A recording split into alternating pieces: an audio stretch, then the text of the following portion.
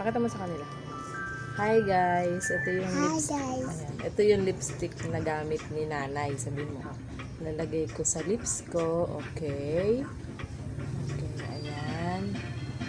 Tignan niyo po guys. Sabihin mo. Ayan, maganda na ba guys? Tama. Isa pa. Okay guys, tapos na po.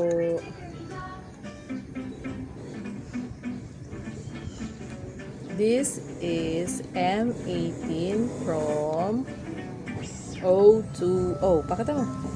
Pakita mo yung lipstick kali. Pakita mo. Okay, bagay. Ang ganda.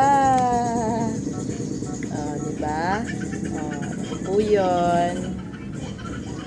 Oops. Ginawa ng lollipop.